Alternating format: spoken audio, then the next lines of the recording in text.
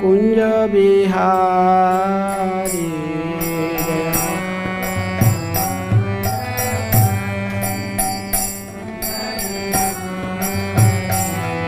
जय राधा माधव कुंज बिहारी जय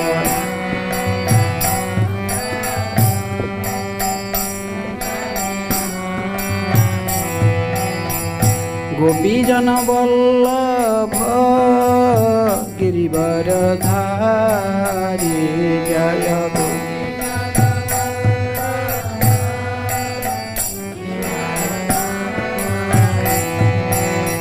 गोपीजन वल्लभ गिरिवरधारी जय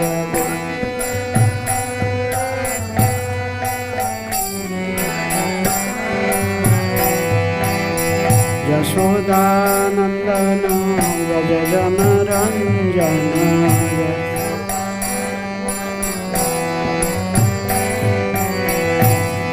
यशोदानंदन व्रज जनरंजन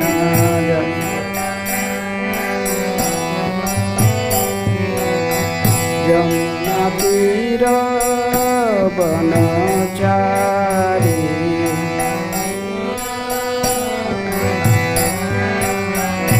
जय राधा माधव कुंज बिहारी जय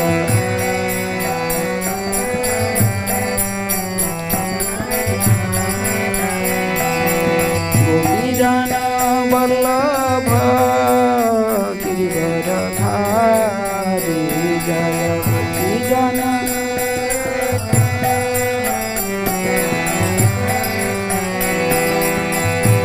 यशोदानंदन व्रज जनरंजन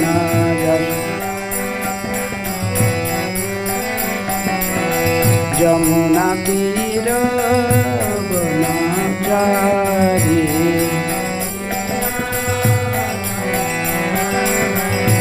जय राधा माधव कुंज बिहारी जय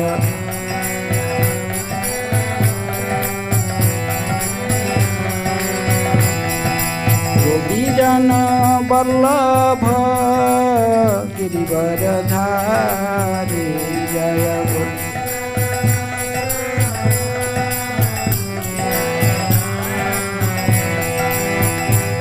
यशोदानंदन व्रज जनरंजन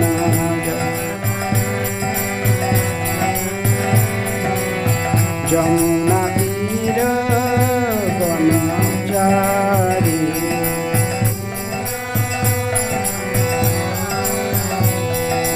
राधा माधव कुंज बिहारी जय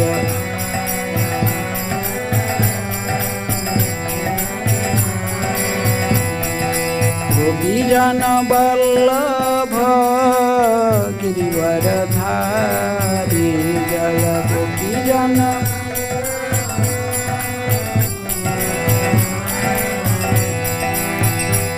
यशोदानंदन व्रज जनरंजन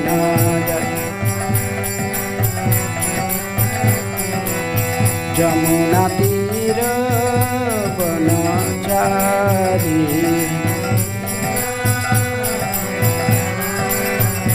जय राधा माधव कुंज बिहारी जय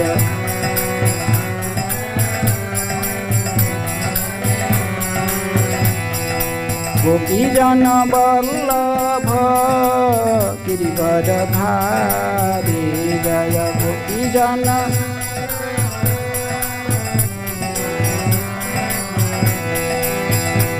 यशोदानंदन व्रज जनरंजन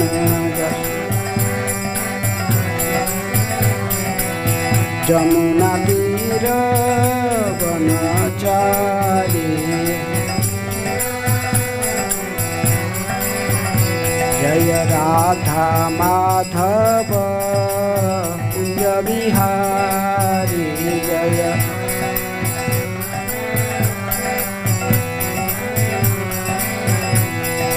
गोपीजन वल्लभ गिरिवरधारी जय गोपीजन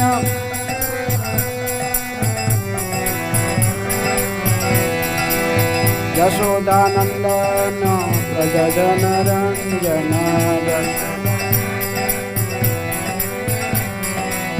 यमुना तीर वनचारी जय राधा माधव कुंज बिहारी जय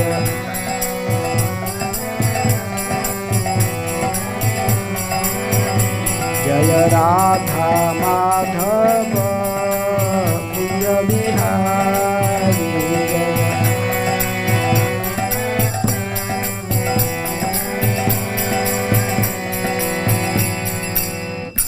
जय विष्णुपाद परमहंस परिव्राजकाचार्य अष्टोत्तर शतशे श्रीमद् कृष्ण कृपा स्मृति अभय चरणारविंद भक्ति वेदांत स्वामी शिल प्रभुपाद की जय। इस्कॉन प्रतिष्ठाताचार्य बीबीटी प्रतिष्ठाताचार्य शिल प्रभुपाद की जय। जय ओम विष्णुपाद परमहंस परिव्राजकाचार्य अष्टोत्तर शतशे श्रीमद् डिवाइन ग्रेस भक्ति सिद्धांत सरस्वती गोस्वामी शिल प्रभुपाद की जय। अनंत कोटि वैष्णव भक्त वृंद की जय। नामाचार्य श्री हरिदास ठाकुर की जय।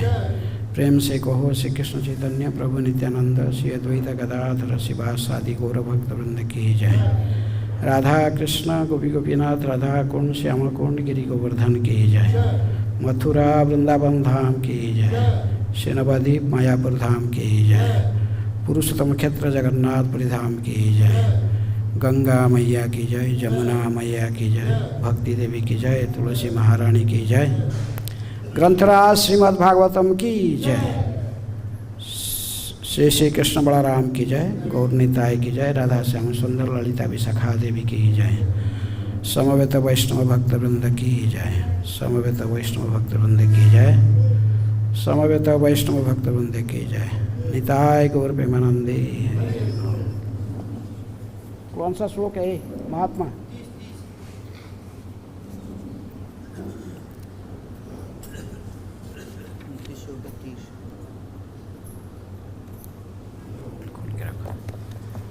ओम नमो भगवते वासुदेवाय।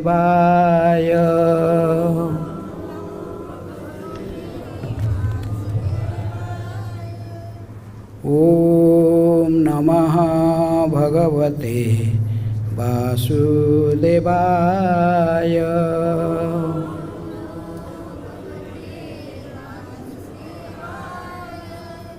ओम नमः भगवते वासुदेवाय।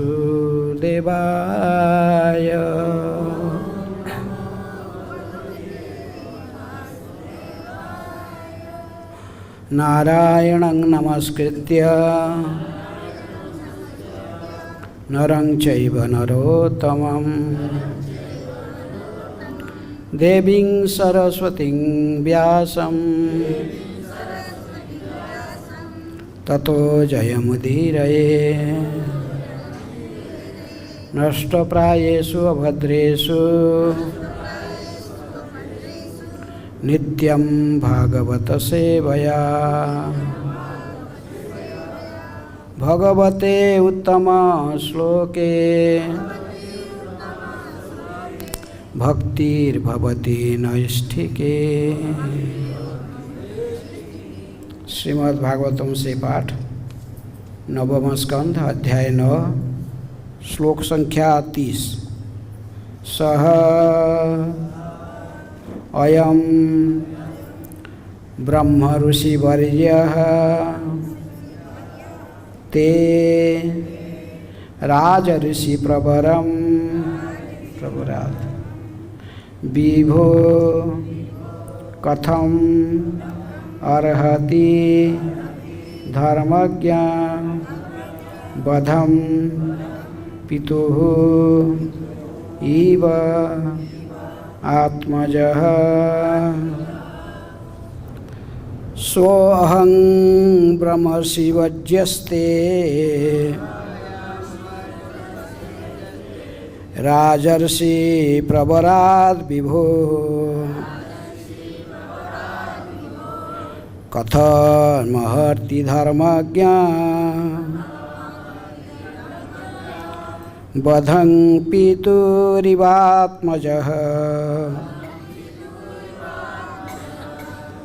सोऽयं ब्रह्मर्षि वर्ज्यस्ते राजर्षि प्रवराद् विभो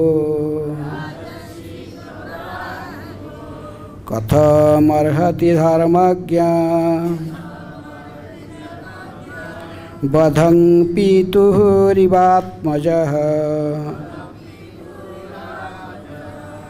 सोऽयं ब्रह्मर्षि वर्ज्यस्ते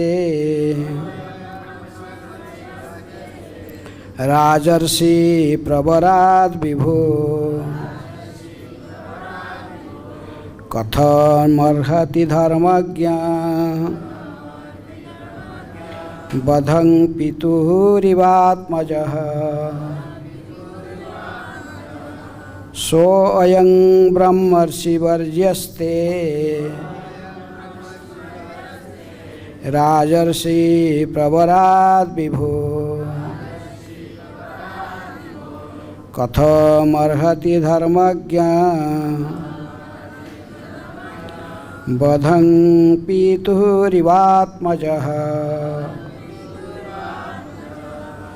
सोऽयं ब्रह्मर्षि वर्ज्यस्ते राजर्षि प्रवराद् विभो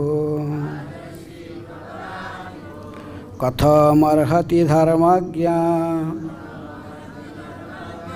बधं पितुरिवात्मजः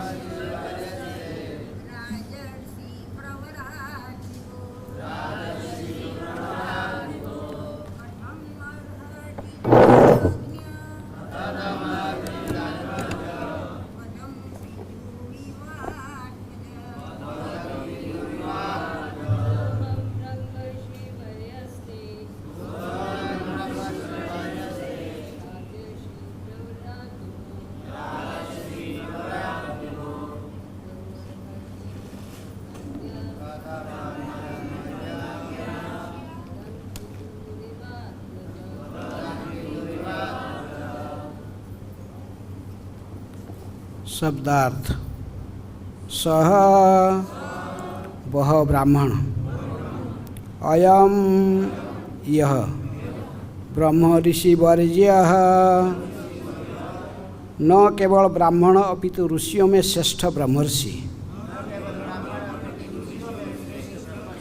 ते तथा तुमसे राज ऋषि प्रवरात जो समस्त राजर्षियों में सर्वश्रेष्ठ है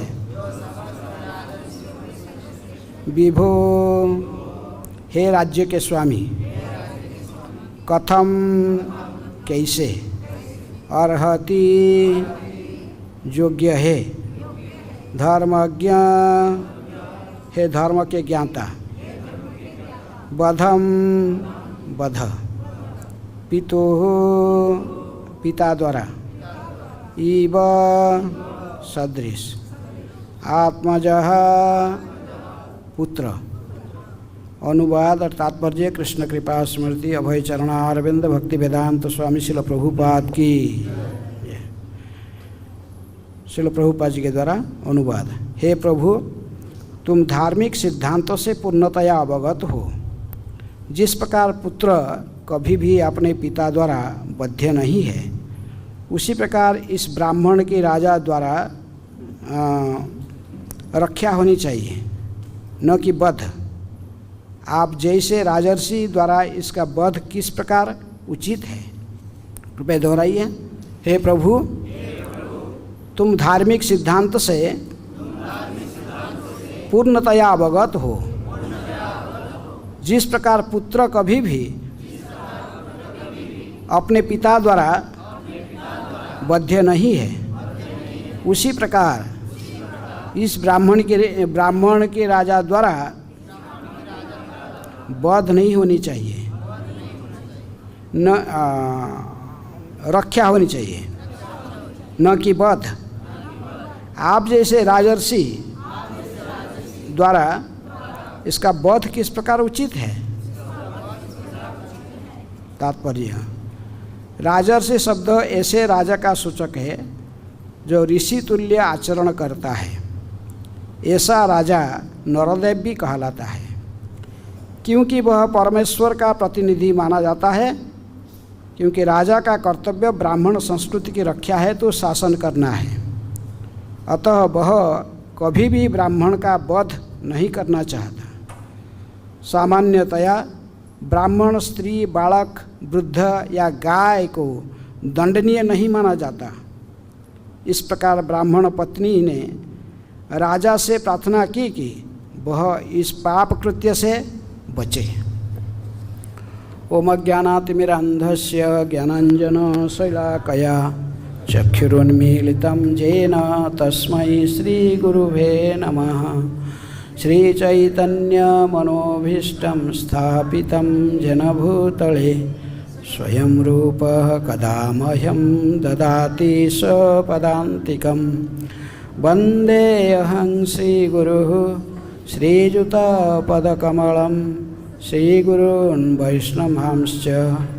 श्रीरूपं साग्रजातं सहगण रघुनाथान्वितं तं सजीवं साद्वैतं सावधूतं परिजनसहितं कृष्ण चैतन्यदेवं श्रीराधाकृष्णपदान् सहगण ललिता श्रीविशाखान्वितांश्च। नमो ॐ विष्णुपादाय कृष्णप्रेष्ठाय भूतले श्रीमते भक्तिवेदान्त स्वामिनिति नामिने। नमस्ते सारस्वते देवे गौरवाणी प्रचारिणे निर्विशेषः शून्यवादी पाश्चात्यदेशतारिणे। नमो महावदान्याय कृष्णप्रेम प्रदायते कृष्णाय कृष्णचैतन्य नामिने गौरतिसे नमः। हे कृष्ण करुणा सिंधु दीनबंधु जगत्पते गोपेशः गोपिकाकान्त राधाकान्त नमस्तुते। तप्त कांचन गौरांगी राधे वृंदावनेश्वरी वृषभानुसुते देवी प्रणमामि हरिप्रिये। वाञ्छाकल्पतरुभ्यश्च कृपा सिन्धुभ्येव च पतितानां पावनेभ्यो वैष्णवेभ्यो नमो नमः। श्रीकृष्ण चैतन्य प्रभु नित्यानंद श्री अद्वैत गदाधर श्रीवासादि गौरभक्तवृंद। हरे कृष्णा कृष्ण कृष्ण हरे हरे, हरे राम राम राम हरे हरे। स्वयं ब्रह्मर्षि वर्यस्ते राजर्षि प्रवराद् विभो कथमर्हति धर्मज्ञ बधं पितुरिवात्मजः। हे प्रभु, तुम धार्मिक सिद्धांतों से पूर्णतया अवगत हो। जिस प्रकार पुत्र कभी भी अपने पिता द्वारा बद्ध नहीं है, उसी प्रकार इस ब्राह्मण राजा द्वारा रक्षा होनी चाहिए, न कि वध। आप जैसे राजर्षि द्वारा इसका वध किस प्रकार उचित है। ये श्लोक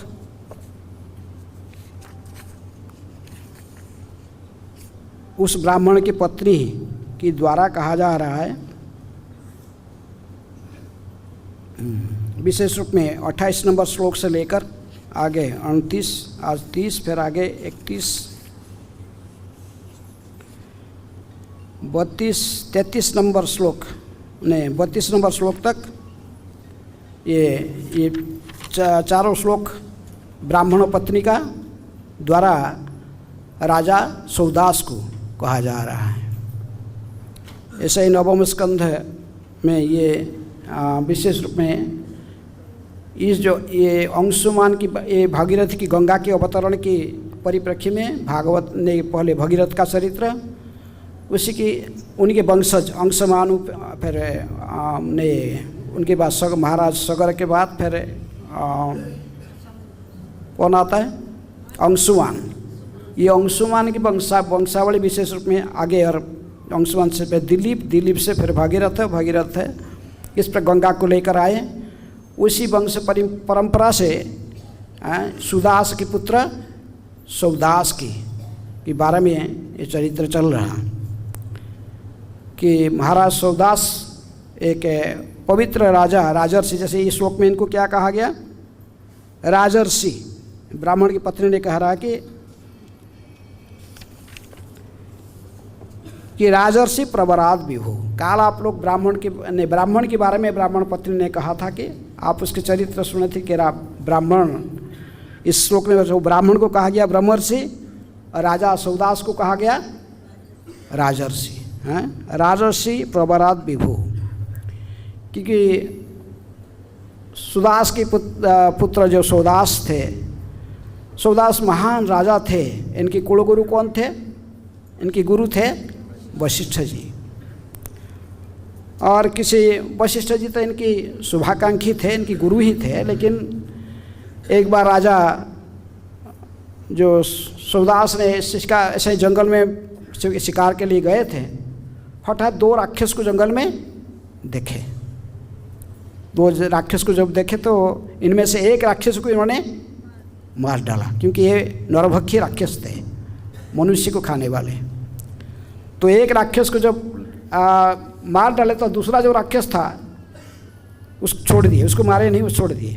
लेकिन वो बाद में बदला लेने के लिए प्लान बनाया। तो इसलिए इसने राक्षस लोगों का इसका होता है, अपना रूप को भी वो छुपा देते हैं, जैसे चाहते ऐसे रूप धारण कर सकते हैं। तो इसलिए साधारण मनुष्य रूप धारण करके उन्होंने आकर उन्हीं की ही रोषाईशाला में रोषिया बन गया, कुकिंग करने वाला। तो वशिष्ठ एक दिन विशेष उन्होंने वशिष्ठ के उपदेश से उन्होंने एक यज्ञ के आयोजन किए थे, असंबद्ध यज्ञ के। यज्ञ में यज्ञाहुति के बाद उन्होंने अपने पूरा जो गुरु वशिष्ठ जी को निमंत्रण दिया भोजन के लिए। लेकिन वो भोजन में ये जो राक्षस था ये बदला लेना चाहता था, इसलिए उनके वशिष्ठ जी के भोजन में गोमांस मनुष्य को कहीं किसी मनुष्य को वध करके कहीं उसका मांस लाकर उसको कुकिंग करके रख दिया।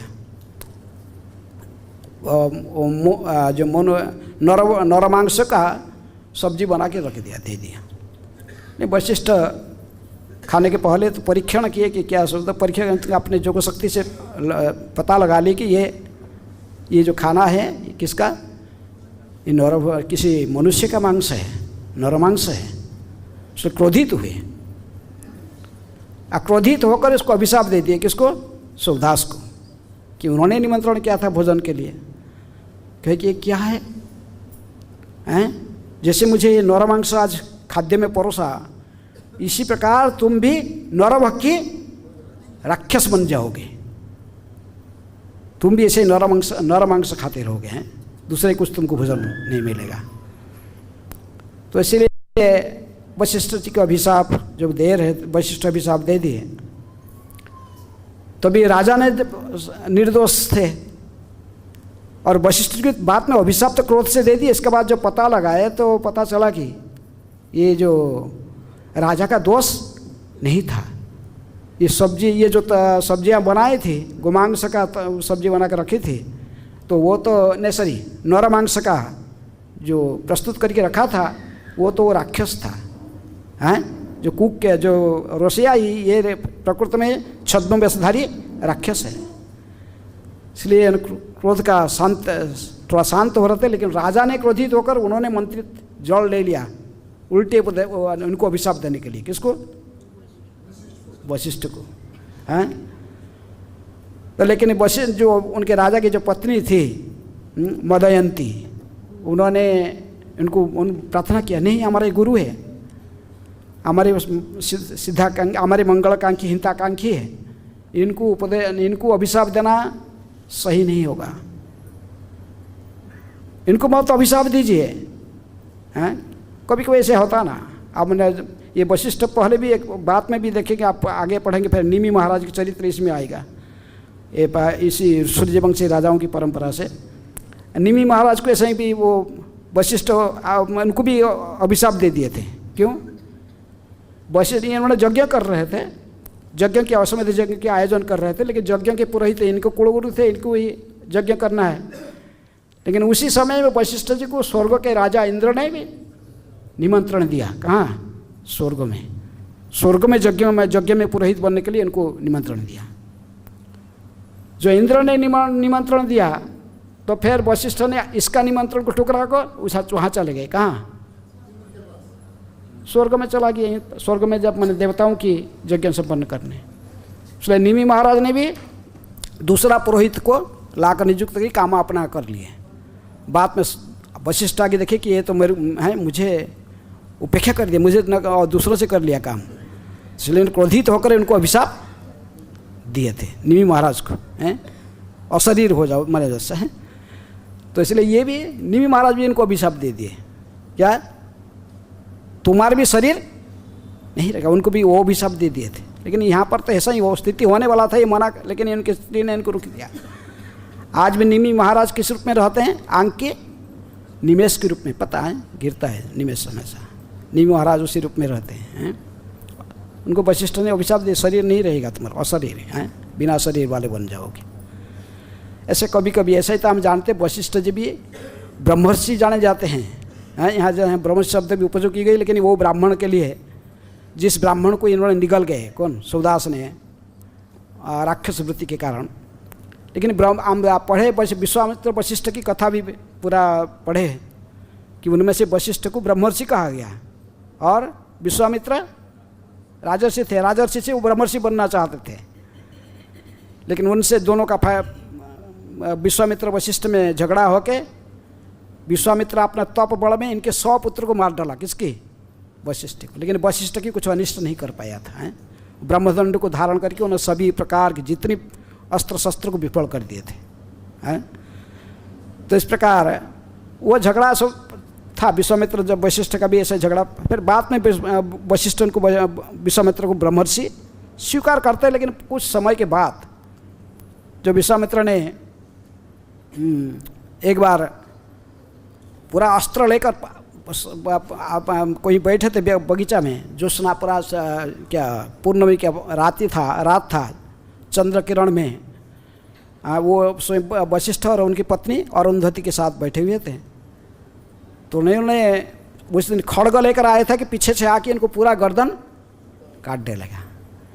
लेकिन उन्हें छुपकी था उसमें सुन रहा था कि वशिष्ठ जी ने विश्वामित्र की प्रशंसा कर रहे थे कि देखो ये सूर्य की किरण जैसे पूरे विश्व में फैला हुआ है, संपूर्ण विश्व को शीतलता प्रकाश प्रदान करता है। उसी प्रकार विश्वामित्र की तपस्या की बल से उनके तपस्या की गुणगान आज सर्वत्र हो रहा है। ऐसे विश्वामित्र की उन्होंने प्रशंसा करते थे। ये देखा, अरे ये व्यक्ति मुझे मेरा प्रशंसा कर रहा है, इसलिए उन्होंने अस्त्र छोड़कर जाकर फिर उनको प्रणाम, नीचे गिर गए थे। किसका? वशिष्ठ की। तो वशिष्ठ ने कहे थे कि ब्रह्मर्षि उठो, तभी ब्रह्मर्षि कहे कि उनके पास में एक कमी था, वो क्रोध को कंट्रोल नहीं कर रहे थे, इसलिए उनको ब्रह्मर्षि नहीं कहते थे। लेकिन आज यहाँ पर देखिए वही ब्रह्मर्षि, फिर भी ये क्रोधित होकर इनको साधारणतः कहा गया कि ब्रह्मर्षि है वशिष्ठ को, लेकिन क्रोधित होकर आज इनको अभिशाप दे दिए। आज ये अभिशाप देना चाहते थे सौदास, लेकिन उनके पत्नी ने इनको रोक लिया, मदयंती ने रोक ली। तो अभी कहेंगे कि भले मंत्रित जल तो कर लिया, और इसको कहाँ है जल को फेंकूँ, क्योंकि मंत्रित जल ये वृथा नहीं जाएगा। देखिए कि पूरा विश्व में सर्वत्र जीवों की देख रही, कहीं भी चाहे देख रहे सभी जगह में जीव के निवास है, तो पानी कहीं भी फेंकेंगे वो सबको को विनाश कर देगा। तो इसलिए वो अपने पैर में भी डाल दिए, उनके पैर पूरा कड़ा हो गया है, पैर उनके पैर पूरे कड़ा हो गया, तब से उनके नाम भी कौड़मसपाद हो गया है। सौदास कहते हैं इनको, कौड़मसपाद भी कहने लगे लोग। लेकिन वो तो अभिशाप का जो फल तो उनको लगेगा, इसलिए तुरंत ही वो नरभक्षी राक्षस की प्रवृत्ति उनकी आ गया मन में, और उनको और कोई दूसरे खाद्य खाने की कोई इच्छा नहीं है, कुछ देखने ही नहीं। सीधे मनुष्य कहाँ मिलेगा खाने के लिए, बहुत भूखे थे, भूखे होकर भागे कहाँ? जंगल में। जंगल में भटकते भटकते वो उसको देखे कि ये ब्राह्मण और ब्राह्मणी दोनों जंगल में संभोगरत है। लेकिन इनको तो भूख लगा था, ये वो उसको देखे सीधा पकड़ लिए, किसको? ब्राह्मण को पकड़ लिए। ब्राह्मण को आप देखेंगे आगे ये कितनी भी ब्राह्मणी स्तुति बोलते रहेगा, लेकिन वो उसी को पकड़े निगल जाएंगे, जैसे कोई शेर किसको निगल जाता मनुष्य को, तो इस प्रकार। लेकिन यहीं पर इनकी ऐसा प्रवृत्ति को देख के, राक्षस प्रवृत्ति को देखकर उनके बताया, यहाँ जो पहले से ही ब्राह्मणी इनको बताया था कि देखिए कि हे प्रभु, ये ब्राह्मण विद्वान अत्यंत योग्य है, तपस्या में रत तथा समस्त जीवों के हृदय में वास करने वाली परम पुरुष परमात्मा की पूजा करने हेतु उत्सुक है, और मनुष्य जीवन का लक्ष्य है भगवान की भक्ति करना। इसलिए आप इसको खाना उचित नहीं। पहला जो कहा था जुक्ति उसको तो टाल दिए, वो सुने नहीं उसको। उसके बाद फिर उन्होंने कहे कि हे प्रभु, धार्मिक सिद्धांत से पूर्णतया अवगत हो। आज के श्लोक में कह रहे हैं कि हे प्रभु, तुम तो धार्मिक सिद्धांत में अवगत हो, क्योंकि तुम राजर्षि हो, सुदास के पुत्र हो, सूर्यवंशी क्षत्रिय राजा है। भगवान गीता इसी वंश में कहे। किस वंश में? सूर्यवंश ने, हाँ, सूर्यवंश में कहे। किसको कहे थे भगवान गीता? सूर्यदेव को कहे थे, सूर्यदेव को कहे थे। इसके बाद उन्होंने कहे कि इमं विवस्वते योगं प्रोक्तवान अहम अव्ययम विवस्वाने मानव प्राहो मनु इख्या को प्रवृत्ति। उसी वंश में जो मनु से वयोस्वत मनु से फिर उनकी पुत्र इख्या जो स्वयं मनु से वैवस्वत मनु, फिर उससे इख्या को, और इसी परंपरा से ये सूर्यवंशी राजाओं की परंपरा से गीता की ज्ञान आया था, राजर्षि परंपरा से। इसलिए इनको पूरा ज्ञान पता था राजा को, लेकिन ये तो अभिशप्त ग्रस्त होकर उसका सारे स्मृति नष्ट हो चुका है, स्मरण नष्ट हो गया था। वैशिष्ट के अभिशाप के कारण ये पूरा प्रवृत्ति उसके राक्षस की हो गया था। लेकिन ये जितने उपदेश वो ब्राह्मण देने में इनके ऊपर कोई असर नहीं पड़ता था। वो जितने भी कहा कि हे, इस श्लोक में विशेष में कहते कि स्वयं ब्रह्मर्षि वर्ज्यस्ते हैं। वो जो ब्राह्मण, किसके लिए ब्रह्मर्षि कह रहा वो? स्वयं, स्व कौन है? वो ब्राह्मण जो कि उसके पति था। ये ब्राह्मण ब्रह्मर्षियों में श्रेष्ठ है।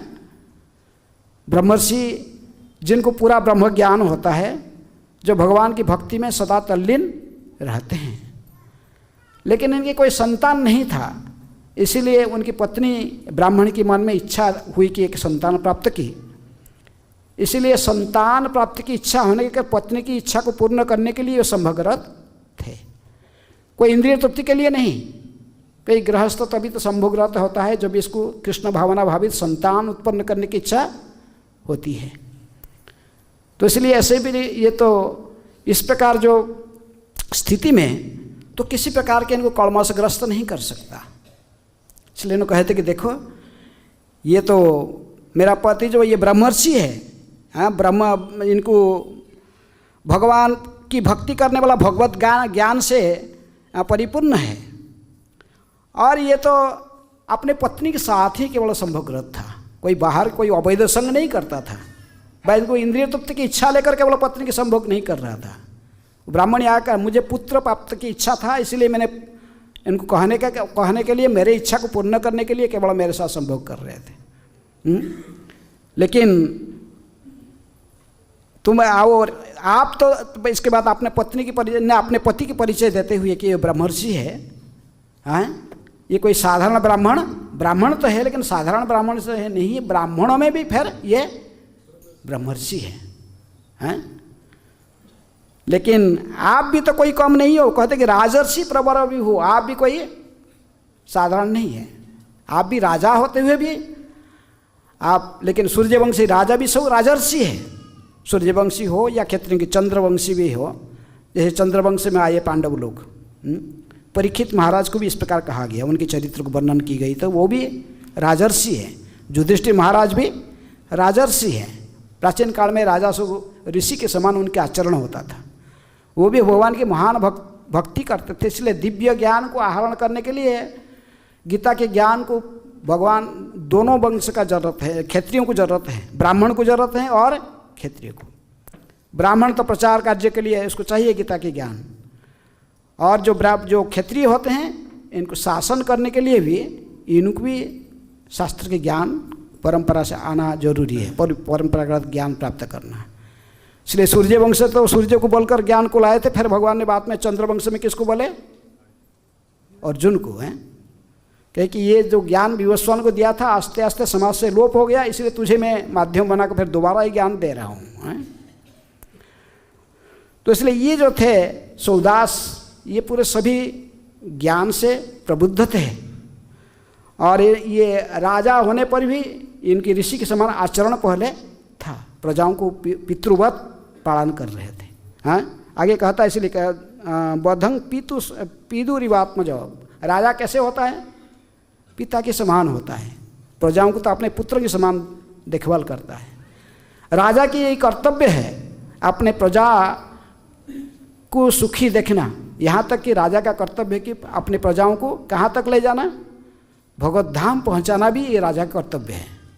इसलिए सब रेस्पॉन्सिबिलिटी नहीं लेना चाहिए। कहा गया ना, पिता न सस्यात, जननी न सस्यात, गुरु न सस्यात, से भी राजा भी नहीं बनना चाहिए जब आप प्रजाओं को भगवत धाम पहुँचाने में मार्गदर्शन नहीं कर सकता। इसलिए कहा गया भगवान रामचंद्र जी के लिए, नाधि व्याधि जरा ग्लानि दुख सुख भय क्लमः मृत्यु अनिच्छता नास्ति राम राजानी अधोख्यजे। एक आदर्श राजर्षि कहते हैं तो उसके सब सर्वश्रेष्ठ आदर्श कौन है? भगवान रामचंद्र। किसी राजर्षि के राज्य में ये सब नहीं, किसी प्रकार के प्रजाओं को तीन प्रकार के जो क्लेश है, आध्यात्मिक, आधिभौतिक और आधिदैविक, एक क्लेश इनको भोगना नहीं पड़ता है। प्रजाओं को समस्त प्रकार के क्लेश से मुक्त करना ही किसका काम है? राजा के कर्तव्य है ना। तो इसलिए ना कहते ना इसको ना, तीनों प्रकार के क्लेश से प्रजा मुक्त रहते थे रामचंद्र जी के राज्य में। किसी राजर्षि, परीक्षित महाराज के भी राज्य में, पांडवों के राज्य में, युधिष्ठिर महाराज के शासन में, तीनों प्रकार के किसी प्रकार के दुख इनको सहना नहीं पड़ता, आध्यात्मिक, आधिभौतिक या आधिदैविक।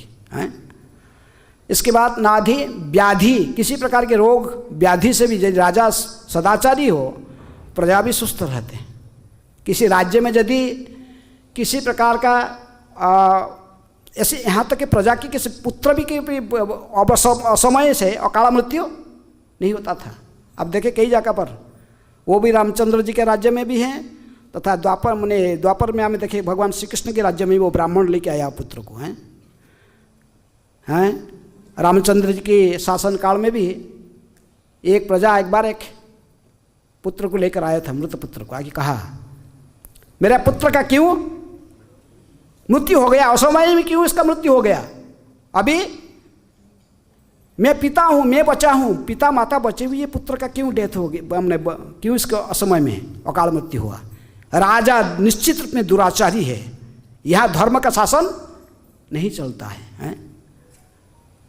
तो ऐसे कहता था। रामचंद्र जी ने फिर पूछे तो फिर नारद जी ने कहे आगे कहेगी वो शंभुक है, शूद्र है, लेकिन तपस्या कर रहा, किसका आवृत्ति कर रहा है, ब्राह्मण का। शूद्र को शूद्र का आचरण करने, वर्णाश्रम धर्म में जो वर्ण में जो है उसको आचरण उसी प्रकार करना है। ये शंभुक होता ब्राह्मण का वृत्ति को नकल कर रहा है, जंगल में जाकर टांग को ऊपर करके नीचे सिर करके ऐसे वृक्ष से झूलकर तपस्या कर रहा है। तपस्या करना ब्राह्मण ये शूद्र का काम नहीं है, इसलिए अघटन घट रहा है। तो इसलिए रामचंद्र जी ढूंढते देखे, उसको देखे से तो उसके गर्दन तुरंत काट लिए, तुरंत बारिश होने लगा। कई सालों से बारिश नहीं हो रहा था अभी। तो उसी प्रकार वो द्वारका में भी कृष्ण बलराम बैठे हुए और उसमें अर्जुन पहुंचा। एक बार अर्जुन था उधर उपस्थित था, एक ब्राह्मण आता था, आगे बार बार उसके पुत्र संतान जन्म होते ही क्या होता था, मर जाता था। वो भी आज कैसे डांटा, मेरे पुत्र का क्यों बार बार ऐसे अघटन घट रहा है। ये राज्य में कोई क्षत्रिय नहीं है, क्षत्रिय राजा कोई नहीं है, धर्म की मार्ग पर जो राज्य को शासन करते हैं। दुराचारी बहुत गाली दे रहा था। प्रत्येक बार ऐसे जब भी लड़का मरता था कि करता था, कितनी बार ऐसे ही पहले 6-7 लड़के इसको ऐसे मर गए एक एक करके। अब उस दिन जो आके कह रहा था उसमें अर्जुन वहाँ पर उपस्थित था, उसको सहन नहीं हुआ, ये भगवान को ऐसे गाली दे रहा है। अर्जुन कहा कि क्या कह रहा है तुम, क्षत्रिय कोई नहीं है, धर्म की मार्ग में कोई शासन नहीं कर रहा। तो बोला तू बड़ा क्षत्रिय दिखा रहा है, मेरे पुत्र का क्यों मृत्यु हो रहा है। स्वयं कृष्ण बलराम इसका उत्तर नहीं दे रहे, बैठे शांत में। तुम इतना बड़ा, बोला हाँ मैं तुम्हारे पुत्र को अवश्य रक्षा करूंगा, कहीं पे कोई मर नहीं सकता। इसलिए उनका दिव्यास्त्र से वो छा दिया पूरा, छा दिया। लेकिन फिर भी पुत्र जन्म होते ही क्वां क्वां करके फिर मर गया है। तो ब्राह्मण तो बहुत धिक्कारा इसको भी, किसको, अर्जुन को। अर्जुन कहा था यदि तेरा पुत्र को मैंने बचा नहीं पाऊंगा तो मैं स्वयं अग्नि में घुस के अग्नि में शरीर को दाह कर दूंगा। अभी तो बस अभी भगवान को फिर चिंता है, बोला ये अर्जुन क्या क्या बोल देता, कभी कुछ बोल देता। उस समय जयद्रथ के पास भी यही बोल दिया, सूर्यास्त पहले इसको वध कर दूंगा जयद्रथ। उसके लिए मुझे सूर्य को फिर उगाना पड़ा था आकाश में, और अभी भी बोल दिया ऐसा ही। अभी तो ये तो कहाँ से हो रहा, रहस्य क्या भगवान को पता था। इसलिए वो अर्जुन को बोले अग्नि में झांस दे, बोला नहीं चलो उसका पुत्र है लेके आएंगे। इसको लेके फिर कहाँ तक गए, जमराज के पास नहीं थे पुत्र के, जमराज के पास उसका पुत्र नहीं थे। वो जाकर कहाँ, कारण सागर तक गए, जहाँ कारण को सही विष्णु महाविष्णु शयन करके रहते थे। इनका पुत्रों को सब छुपा के ले जाते थे, सब छीन लेते थे, सब ले जाते थे। यदि जमराज की भवन में जाता था तभी भी आपको अर्जुन दिव्यास्त्र के सहारा से उनको रक्षा कर सकता था, उसका अंदर जमदूत भी प्रवेश नहीं कर सकते थे। लेकिन वो देखा कि वहाँ जाकर देखा कि कारण तक साई विष्णु महाविष्णु के वहाँ जाके वो लोग में कारण सागर में महाविष्णु के पास हैं, वहाँ पर महाविष्णु इसके पुत्र सब लेके सब लेके वहीं रखे थे। कृष्ण अर्जुन को देखे तो वो हाथ जोड़ के इनको प्रणाम किए, बोले कई दिनों से कई जुग जुग बीत गया, मैं आप लोग को दर्शन करने की बड़ा लायक था, इसलिए आपका दर्शन करने के लिए ही ये पुत्र को चुरा के ला के रखा कि आप फिर मेरे पास आओगे तो मैं दर्शन करूँगा। हैं तो इसलिए ब्राह्मण का कोई मैंने जो ये ब्राह्मण का कोई 100 पुत्र मरते जा रहे थे। लेकिन इस परिप्रेक्ष्य में ये बताया जाता है कि राजा का कर्तव्य है प्रजाओं की जो कुछ भी सुरक्षा संपूर्ण उनका जो क्षम को जैसे भगवान वहन करते हैं, राजा भी वहन करना है प्रजाओं की। इसलिए राजा अपने पितृरिव इव आत्मज, आपने जो प्रजाओं को कैसे देखभाल करना चाहिए, पिता की तरह पुत्रों को शासन करना चाहिए। इनको सभी प्रकार के रोगों व्याधि, तीनों प्रकार की क्लेश से, नाधि व्याधि जरा ग्लानि, वृद्ध अवस्था भी प्राप्त नहीं होता था। किसी प्रकार रुकना नहीं होता थे प्रजा, मरते नहीं थे। मृत्यु अनिच्छताम नास्ति राम राजानी अधोख्य जय। जब तक किसका मृत्यु के लिए इच्छा नहीं होता था उसका मृत्यु नहीं होता था। ऐसे जो राजा जैसे रामचंद्र जी से स्वयं राजत्व करते थे, उनके राज्य में सही वर्णन आता है रामायण में। तो इसलिए उन्होंने कहा कि यह ब्राह्मणी करी कथम महति धर्मज्ञ। आप धर्मज्ञ हो, धर्म के सारे नीति आपको पता है। सूर्यवंशी राजा, आप राजर्षि है और धर्मज्ञ, इसलिए आपके द्वारा बधं, कथम बधम, आप कैसे इसको मार सकते हो? किसको? ब्राह्मण को।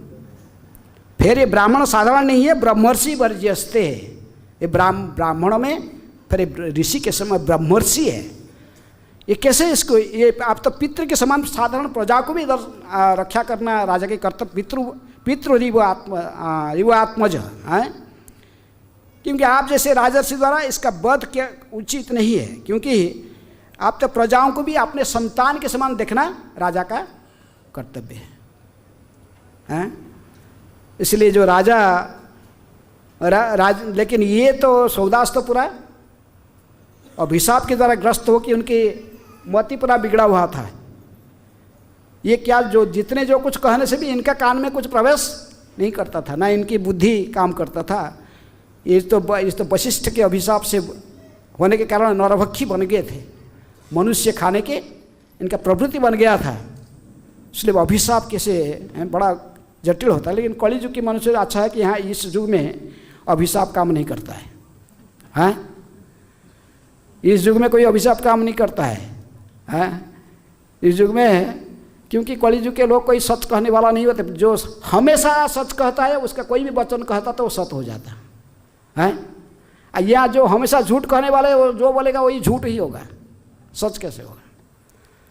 किस व्यक्ति यदि हमेशा ही सत्य कहता, कभी भी झूठ नहीं बोलता, फिर वो कुछ बोल देता तो वो सत्य हो जाता।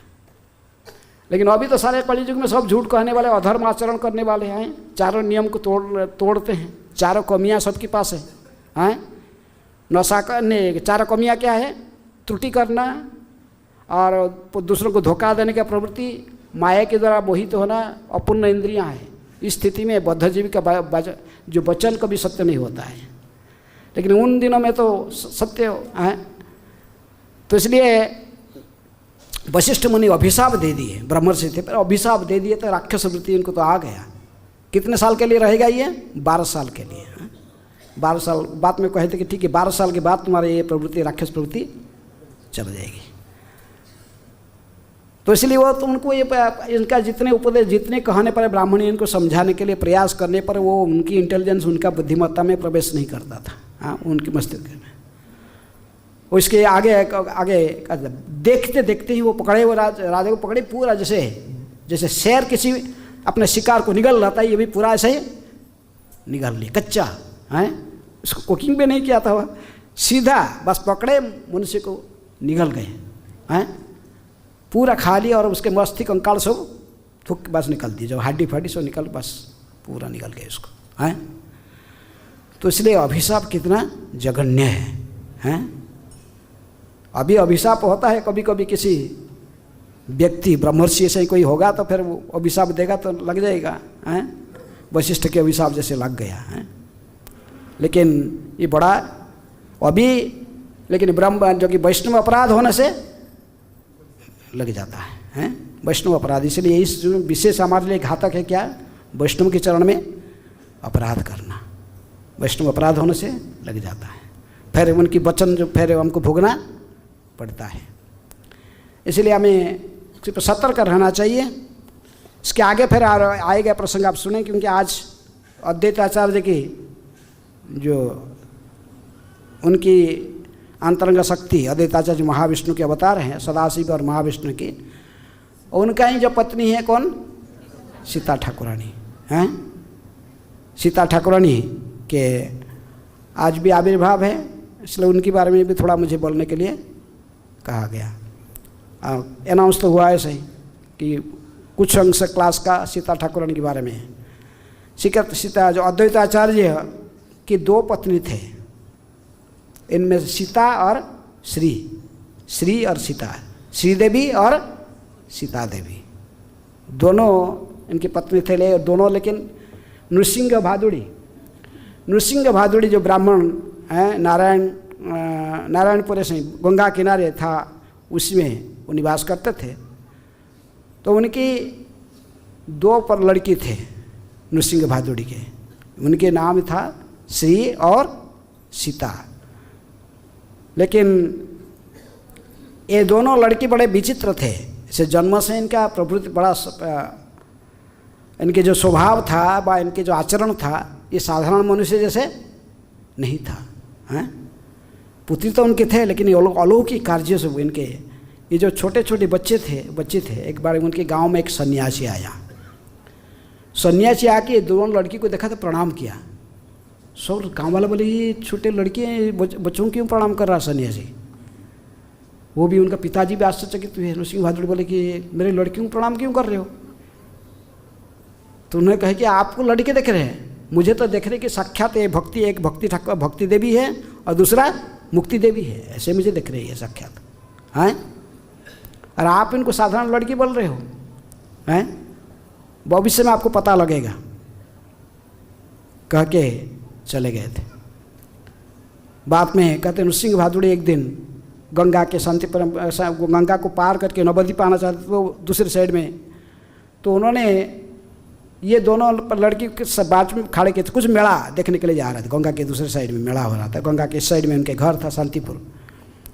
तो उन्होंने मेला देखने के लिए गए। दोनों को बोले कि तुम दोनों बारिश आया, थोड़ा बारिश आ गया, अंधार छा गया आकाश में। इन्होंने लड़कियों को कि इनके जो पास में सेवक थे उनको कि दोनों को ले जाओ घर, मैं जाके इनके लिए खेलना जो कुछ चाहिए इनका लेके आ जाऊँगा इनके।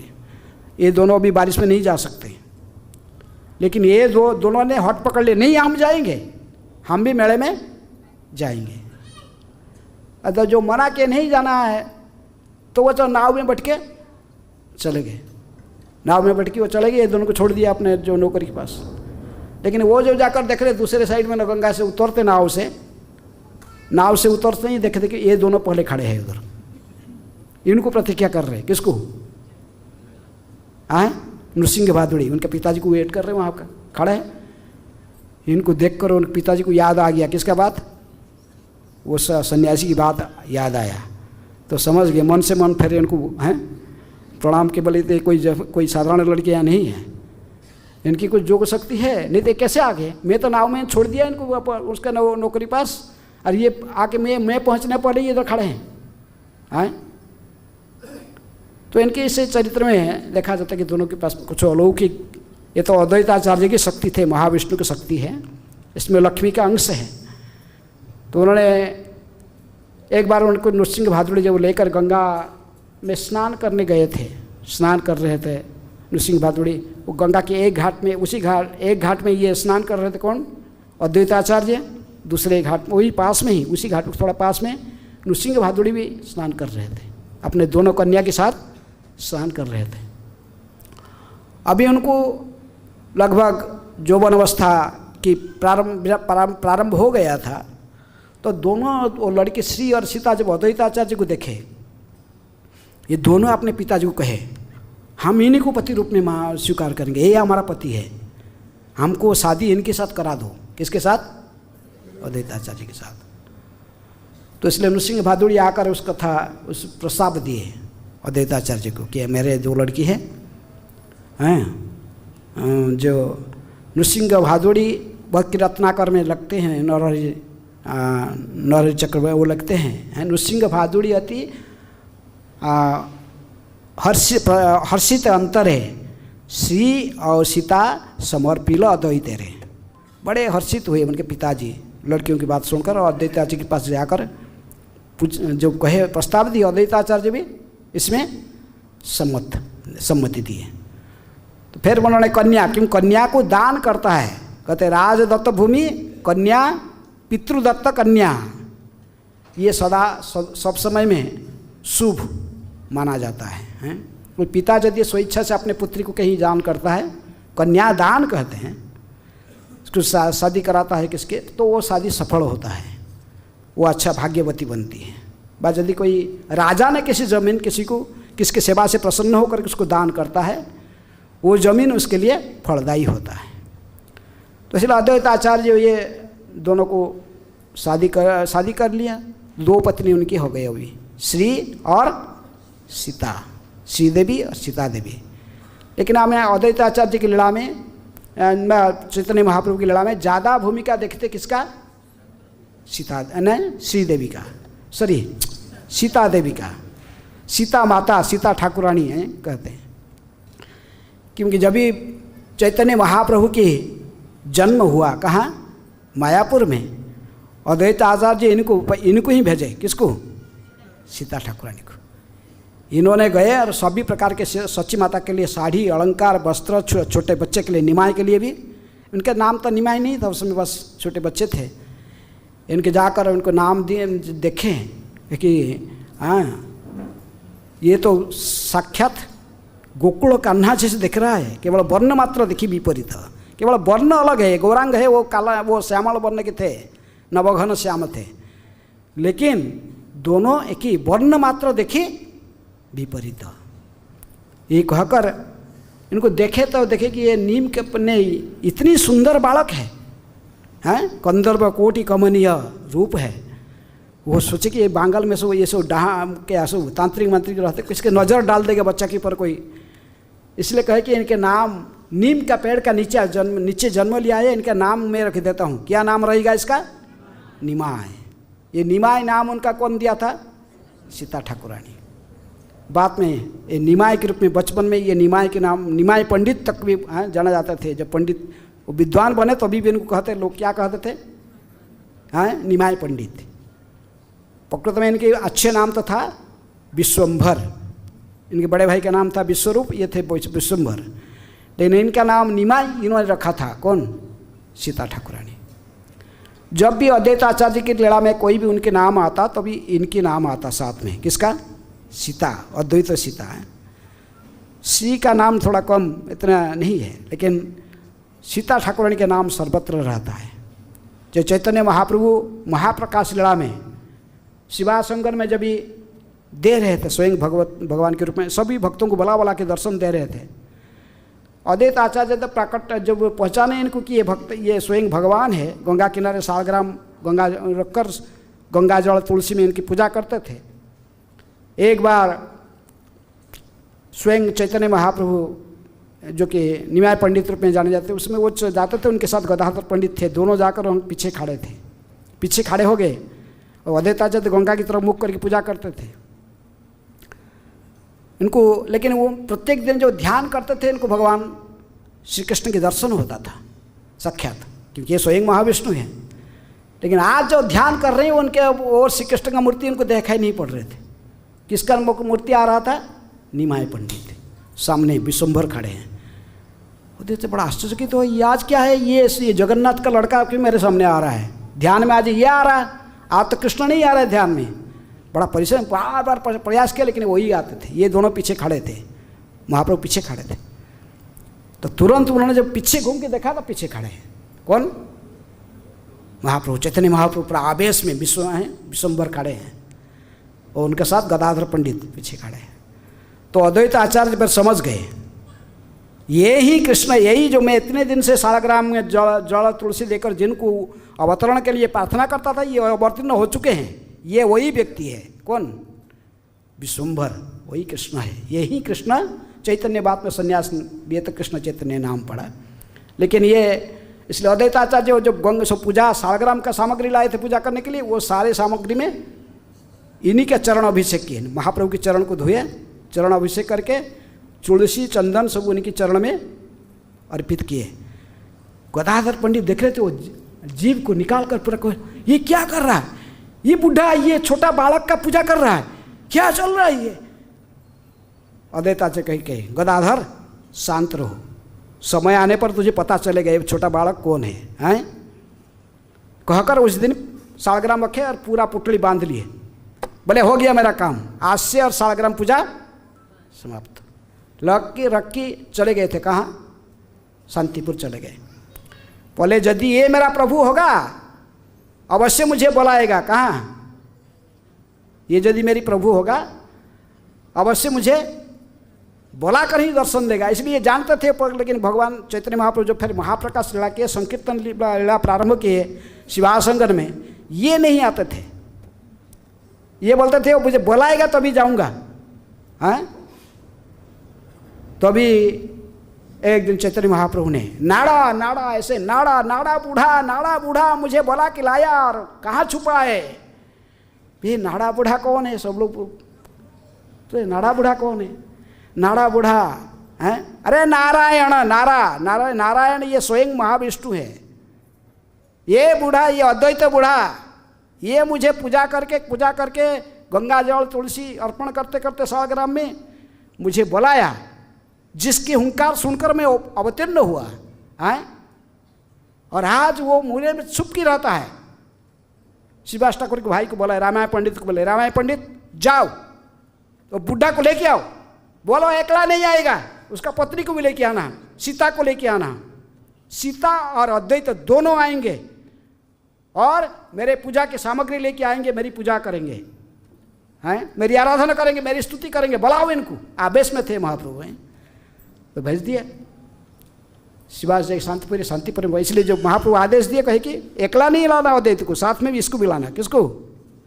सीता को। इसलिए कहीं भी अद्वैत आचार्य के साथ में इनके नाम जुड़ा रहता। किसका?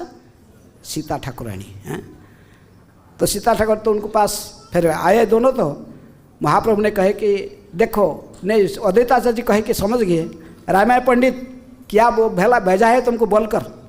नहीं, आदेश हुआ है महाप्रभु का, चलो चलो उधर, हैं, वहाँ चलो। देखिए वो गए। अद्वैत आचार्य कहे कि नहीं, हम नहीं जाएंगे। हैं, बोले मैं जा रहा हूँ, ठीक है तुम्हारे पीछे, लेकिन बोलना नहीं आया बिल के। मैं जाएगी किसके घर में छुप जाऊँगा, और नंदनाचार्य जी घर में छुप जाऊँगा, और तुम जाकर बोलना कि अद्वैत बूढ़ा और सीता ठाकुरानी आए नहीं, ऐसे बोलना। तो आ रहा था रामायण पंडित है कि बोलने के लिए आ रहा था महाप्रभु के पास। महाप्रभु ने पहले आते ही दर्जा पहुँचते बोले, ए क्या बुढ़ा सिखा के भेजा तुझे? बोला ना, ही छुपा हुआ इधर नंदनाचार्य जी घर में, तू सिखा के भेज दिया कि आया नहीं बोलना, जाओ इसको बोल के लेके आओ। तो फिर वो आए। फिर श्रीराम पंडित जाके उनको डांटा, बोला कि रामायण पंडित कहेंगे मेरी क्या है, मुझे गाली खिला रहे हैं इनसे, महाप्रभु से। उनको सब पता है, अंतर्यामी है, भगवान है। तो अद्वैत आचार्य तभी आए। फिर भी उनके मन में इच्छा था, सीता अद्वैत के मन में इच्छा था कि यदि ये हमारे प्रभु होगा तो मैं जिस रूप में ध्यान करता मेरे इष्ट को, उसी रूप में अवश्य हमको दर्शन देगा। तो इसलिए महाप्रभु आए। तो महाप्रभु के सामने आए, आके देखे पूरा वृंदावन की परिवेश है। कदम वृक्ष में खड़ा होकर बांसुरी बजा रहे हैं भगवान। अद्वैत आचार्य ने सीता राधारानी के रूप में गदाधर पंडित इनको तांबुल दे रहे हैं, और पास में नित्यानंद खड़ा होकर क्या करे, छतरी दिखाए। संपूर्ण भगवत्ता का उनको परिचय दर्शन दिए, जैसे वो कृष्ण को ध्यान करते थे। हैं, तभी चरण में हैं मूर्छित होकर दोनों गिरे। कौन?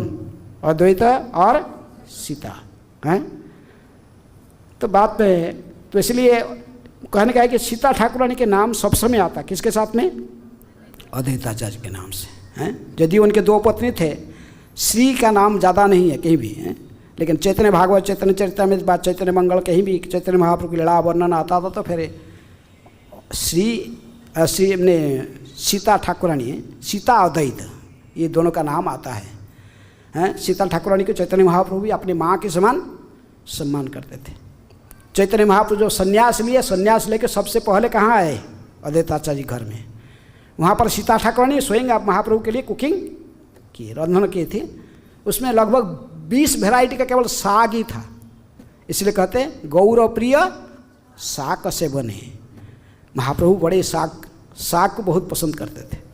इसलिए सीता ठाकुरानी ने उनके लिए लगभग 20 वैरायटी का अलग अलग साग प्रस्तुत की थी। महाप्रभु को बड़ा प्रसन्न हुए।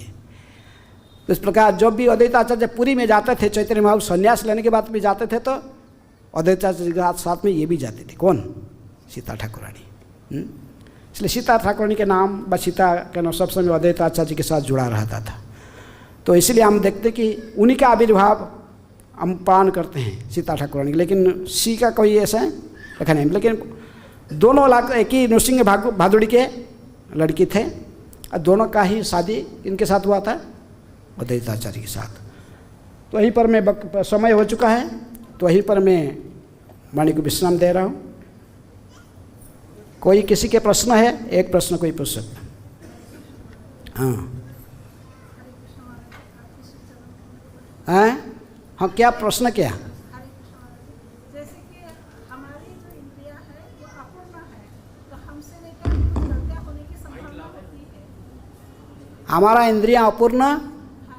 हाँ हाँ। हरे कृष्ण महाराज जी, आपके सिस्टर कोटि कोटि महाराज जी। जैसे हम मानव जीवन है, हमारी इंद्रिया कैसे अपूर्ण है, तो हमसे कुछ गलतियां होने की संभावना होती है। लेकिन महाराज जी जैसे यहाँ सुना है कि वशिष्ठ मुनि जो सूर्यवंशी को है, यानी कुलगुरु है, सूर्यवंश के कुलगुरु है।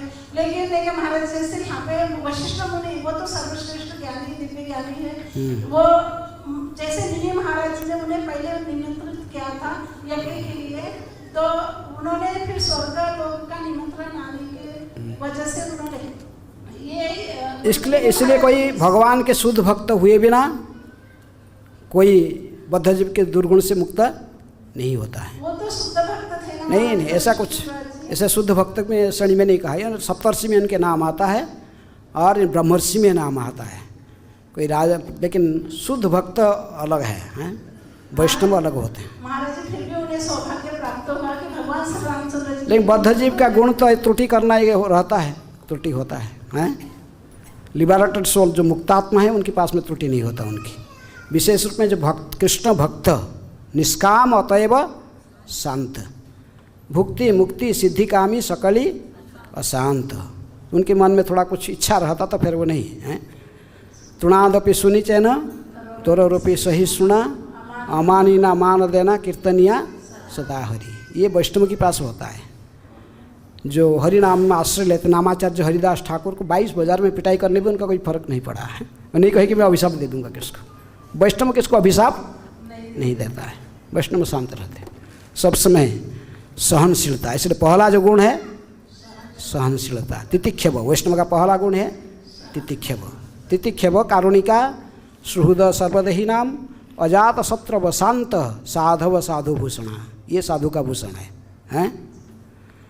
लेकिन कोई ब्रह्मर्षि बन जाने पर भी उसकी पूरा, जब तक पूरा संपूर्ण रूप में कृष्ण में शरण और शुद्ध भक्त नहीं होता तो फिर उसके कुछ कमी रहती है।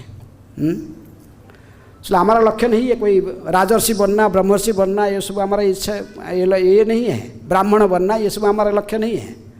हमारा लक्ष्य क्या है? वैष्णव बनना, जो ब्राह्मण से भी परे हैं। ब्राह्मण से भी ब्राह्मण व ब्रह्मर्षि से परे हैं। कौन? वैष्णव।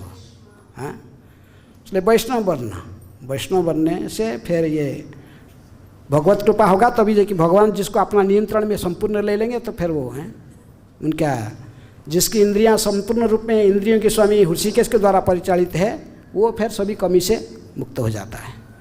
भक्त संपूर्ण रूप में शरणागत हो जाता है। किसके चरण में? भगवान के चरण में। इसलिए भगवान के द्वारा उसके सारे कार्यकलाप नियंत्रित रहते हैं। तो उसके द्वारा मिस्टेक इसलिए नहीं होता। यदि मिस्टेक होता कभी परीक्षित महाराज की तरफ तो फिर भगवत इच्छा है जो माना जाता। भगवान की इच्छा नहीं होने से वैष्णव के पास में कोई कमियां नहीं आ सकता। परीक्षित महाराज लेके सांप डाल दिए समीक ऋषि का, वो कैसे सही ऐसे अधर्य कैसे हो गए? थोड़ा पानी पीने, पानी नहीं दिए, वो बैठे। इनको उस समय चिंतन नहीं आया कि ये समाधिस्थ है कि ना खाली आँख बंद करके सही ठग रहे, मुझे स्वागत करना पड़ेगा, पानी देना पड़ेगा, इसलिए बैठे। लेकिन उनको अभिशाप देने का जो उनका वृत्ति आया वो भी भगवान की इच्छा से, नहीं तो विष्णुरात है। हाँ, इनको जिनको माँ की गर्भ से भगवान रक्षा किए थे। हाँ, तो इसलिए वैष्णव की कोई भी त्रुटि होता तो वो कहते भगवत इच्छा से होता है। हैं, भगवत इच्छा से त्रुटि, क्योंकि परीक्षित महाराज यदि अभिशप्त नहीं होते ना, वो राज्य छोड़ के कि वहाँ कहाँ जाते थे सुखदेव गोस्वामी के मुख से भागवत सुनने के लिए उनके, हैं कहाँ सुजोग मिलता ना। आज शाम सभी एज का कैसे उपाध्याय ले रहे भागवत का श्रवण करना है। इसी प्रकार अर्जुन के भी त्रुटि होना नहीं, ये भगवत इच्छा से ही। वो तो पहले से ये लोग साथ युद्ध कर चुका था कई बार है। विराट राज्य में जब विराट राज्य में यही लोग सब गए थे युद्ध के, विराट राज्य को कब्जा कर रखे थे इन्हीं सब, अकेला अर्जुन ने सबका साथ युद्ध किया था, हैं भीष्म द्रोण करने ये सब थे उसमें। तो उस समय इसको मोह नहीं हुआ, आज की मोहग्रस्त हो गया। भगवान को इच्छा था कि भक्त असी में सखा चेती रहस्यम हेतुरुत्तमम, आप मेरे भक्त हो, मेरा सखा हो, इसलिए तुमको माध्यम बनाकर ये गीता के ज्ञान पूरा मानव के कल्याण के लिए मुझे प्रदान करना। इसलिए भगवत इच्छा से कभी कभी भक्त ऐसे मोहग्रस्त होता है, लेकिन नहीं तो साधारण स्थिति में नहीं। और भक्त जो होता है वो भगवान के पर संपूर्ण निर्भरशील है। भगवान उसके सभी कार्यकलाप को नियंत्रण करते हैं। भक्त तो कहता है, प्रभुपा जी कहते कि नाचाओ नाचाओ प्रभु नाचाओ से मते, काष्ठेर पितुल जैन नाचाओ से मते, मुझे काठ के पितुल की तरफ नचाइए प्रभु जी। हे प्रभु मुझे ले आइए अमेरिका की ज़मीन पर, आपका कुछ उद्देश्य होगा, नहीं तो आप मुझे इसके कैसा आ गया मैं इधर, आप ही लेके आए हैं। तो इसलिए भक्त सब समय भगवान के ऊपर निर्भरशील रहता है, इसलिए तो उसके सारे कार्यकलाप किसके द्वारा नियंत्रित होता है, भगवान के द्वारा। तो इसलिए हमारा लक्ष्य क्या है, क्या लक्ष्य है, मम जन्मनि जन्मनीश्वरे भवताद भक्तिर हेतुकी त्वयि। हाँ, ये धर्म अर्थ काम मुख्य पहले से वो आचार्य कह के गए हैं, सारे पुराण में वही कहा गया, लेकिन भागवत में कुछ विशेष कहा गया है। ये पंचम पुरुषार्थी की बात करता है भागवत। भागवत नहीं कहता कि मुख्य हमारा जीवन का लक्ष्य है। हैं नारायण परा सर्वे न विभ्यस्यति कश्चन स्वर्ग अपवर्ग नरकेशु अपि तुल्यार्थदर्शिन। हैं इसको वैसे मुख्य से मतलब नहीं है। इससे चैतन्य महाप्रभु कहे कि मम जन्मनि जन्मनीश्वरे भवताद भक्तिर हेतुकी त्वयि, मैं जन्म जन्मांतर आपकी भक्त बन के रहूँ, कहीं भी रहूँ। कीट जने जन्मी हो त्वादास बहिर्मुख ब्रह्मा जन्मे नहीं आस, मुझे ब्रह्मा का जन्म नहीं चाहिए। यदि मैं आपका अपराधी बन जाऊँ, ग्वाल बाल फिर चोरी कर लिए ब्रह्मा जी, आपके लीला में बाधक बनूँ, नहीं। मुझे किसी भक्त के घर में कीड़े की मकोड़े के रूप में जन्म मिलेगा तो वो भी अच्छा है। हैं भक्तिविनोद ठाकुर कहते पशु पक्षी होई थाकी स्वर्गे बा निरये तब भक्ति रहू भक्ति विनोद हृदय। हैं भक्त नहीं कहता कि मुक्ति भी नहीं चाहता, मुक्ति तो हाथ जोड़ के भक्त के पीछे खड़ा रहता है, वो भक्त इसको स्वीकार नहीं करता। हैं मुक्ति मुकुतांजलि हाथ जोड़कर पीछे खड़ा रहता, कब स्वीकार करेगा। भक्त मुक्ति का कामी नहीं होता है। हैं भक्ति चाहता कि केवल भगवान की सेवा, कहीं भी मुझे भगवान की सेवा मिले, हैं वही मेरे लिए श्रेष्ठ है। हैं गीध का जोनी में भी मेरे जन्म मिल जाए, जटाई को मिल गया, लेकिन अंतिम संस्कार किसके द्वारा हुआ, रामचंद्र जी ने। उससे भाग्यवान कौन है। हैं जिस राम नाम लेकर लोग जाते हैं, राम नाम सत्य है कह के सबक ले, वही राम उसके अंतिम सत्कार किए। तो ऐसे ही यदि कोई गीध की जन्म में जोनी में भी आएगा, वो कई मनुष्य की जोनी से भी श्रेष्ठ है। हैं तो इसलिए भक्त की इच्छा, भक्त ये कामना नहीं करता कि मुक्ति ऐसो नहीं है, पिशाची। इसको भक्ति रसायन सिंधु में गोस्वामी कहते हैं कि पिशाची की तरफ है। भुक्ति और मुक्ति ये दोनों क्या है, पिशाची है। ये भक्ति का शुद्ध भक्ति में बाधक बनते हैं। जब मुक्ति कामना होता तो फिर हम भगवान मुक्ति देकर बस भक्ति से हटा लेते, उससे फिर शुद्ध भक्ति नहीं देते हैं। इसलिए भक्त बनना, भगवान के चरण में शुद्ध भक्ति करना है, ये भागवत के सिद्धांत है। इसीलिए गोपी भर्तु पदकमलयो दास दासानु दास ब्रजवधु वर्गण जा कल्पिता है आराध्य भगवान ब्रजेश तनय तद्धाम वृंदावनम रम्या काचित उपासना ब्रजवधु वर्गण जा कल्पिता। ब्रजवधु कोई के नहीं कहे कि भगवान को हमको मुख्य दे दो, मुक्ति दे दो। बस कभी भगवान भी नहीं मानते ब्रजवासी लोग, कृष्ण को भगवान भी नहीं मानते थे। हैं ओके, हरे कृष्ण। समय बहुत हो गया है, समय हो चुका है प्रसाद के लिए। श्रील प्रभुपाद की